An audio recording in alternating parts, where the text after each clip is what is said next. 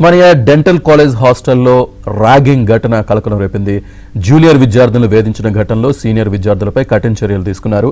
Ragging కు పాల్పడిన విద్యార్థులను 6 నెలల పాటు సస్పెండ్ చేశారు.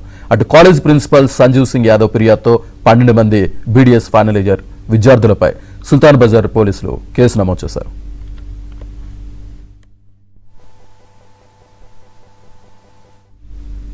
ర్యాగింగ్ చేశారు. ఇదే అంశం మీద సుల్తాన్ బజార్ పోలీస్ స్టేషన్ లో ఎఫ్ఐఆర్ కూడా నమోదైంది. అసలు ఈ ఉదంతం ఏ విధంగా వెలుగులోకి వచ్చిందన్న అంశాల గురించి మనతో మాట్లాడడానికి ఖైరతాబాద్ జోన్ డీసీపీ శిల్పాలు ఉన్నారు. ఆమెతో మాట్లాడారు.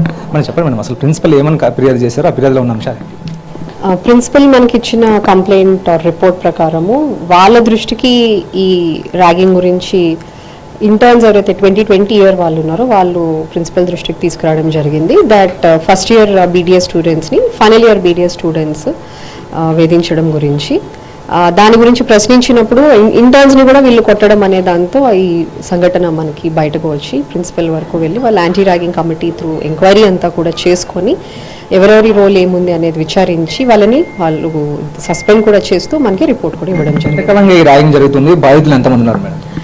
ఒక 14 విక్టిమ్స్ వరకు మనకి ఇప్పుడు ఐడెంటిఫై అయ్యారు. దానిలో వాళ్ళు కూడా గత కొన్నాళ్ళుగా this is not which has happened on one day or one time, కొన్ని రోజులుగా రకరకాలుగా జరుగుతూ ఉంది.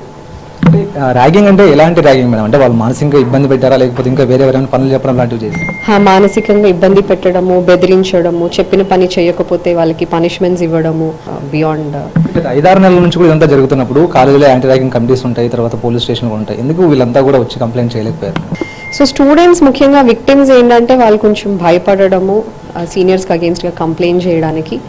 మేము కూడా అదే అడిగితే ప్రిన్సిపల్ గారు కూడా వాళ్ళు ఇయర్ స్టార్టింగ్లో యాంటీ ర్యాగింగ్ సెషన్స్ తీసుకోవడం, అవేర్నెస్ కల్పించడం అంతా చేశారు.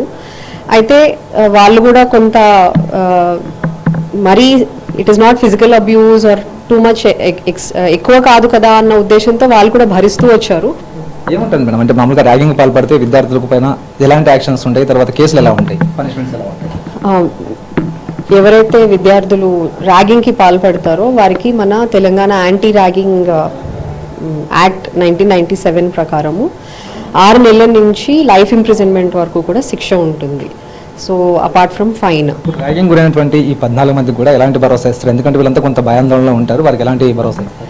Yes, we have already visited the hostel and assured not only these victims, all others also. ఇంకేమైనా కంప్లైంట్స్ ఉంటే కూడా ఇవ్వమని చెప్పాము. అదర్వైజ్ కూడా మా లోకల్ పోలీస్ ఆఫీసర్స్ నంబర్స్ ఇవ్వడము, పాట్రోల్ మొబైల్ ఫ్రీక్వెంట్గా విజిట్ చేయడము, మా sector SI and SHO will also be frequently visiting not just this hostel and college, other ఇప్పుడు ఎలాగో మళ్ళీ ఫ్రెష్గా అకాడమిక్ ఇయర్ స్టార్ట్ అవుతుంది కాబట్టి all other education institutions will also be visited and awareness కూడా కల్పించడం జరుగుతుంది.